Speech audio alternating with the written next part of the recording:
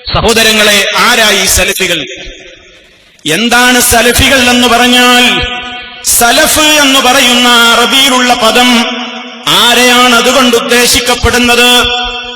മുൻഗാമികൾ എന്നാണ് ആ പറയുന്നതിന്റെ ചുരുക്കം. എത്ര കൊല്ലം മുമ്പുള്ള മുൻഗാമികളാണ് സലഫുകൾ കൊണ്ട് ഉദ്ദേശിക്കുന്നത്? 100 കൊല്ലം മുമ്പാണോ? 500 കൊല്ലം മുമ്പാണോ? 900 കൊല്ലം മുമ്പാണോ? അതോ അതിനുള്ള പരിധി എന്താണ്?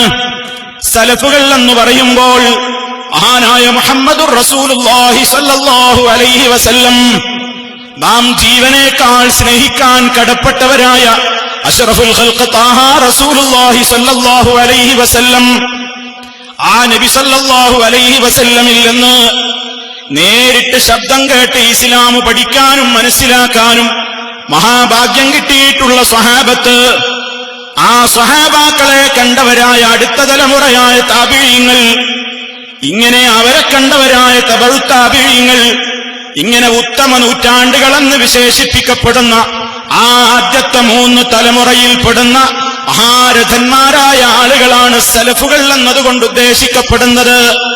ആ നബി സല്ലല്ലാഹു അലൈഹി വസല്ലമും സ്വഹാബത്തും ഒക്കെ ജീവിച്ച വിശ്വാസങ്ങളിലും ആചാരങ്ങളിലും നടപടിക്രമങ്ങളിലും മുറുകെ പിടിച്ചു നിന്നുകൊണ്ട് പുതിയതൊന്നും ഈ സമുദായത്തിലേക്ക് കൊണ്ടുവരാതെ എന്താണോ നമ്മുടെ പ്രിയപ്പെട്ട നേതാവ് മുഹമ്മദുൻ സല്ലല്ലാഹു അലൈഹി വസല്ലം പഠിപ്പിച്ചു തന്നതെങ്കിൽ, അത് സ്വഹാബത്ത് എങ്ങനെയാണ് മനസ്സിലാക്കിയതെങ്കിൽ, ആ സ്വഹാബത്ത് എങ്ങനെയാണ് വിശ്വസിച്ചതെങ്കിൽ, ആ സ്വഹാബത്ത് എങ്ങനെയാണ് ആചരിച്ചതെങ്കിൽ, അതേ നടപടിക്രമത്തെ ഇന്നും മുറതെറ്റാതെ പിന്തുടരുന്ന വിഭാഗം ആളുകളാണ്.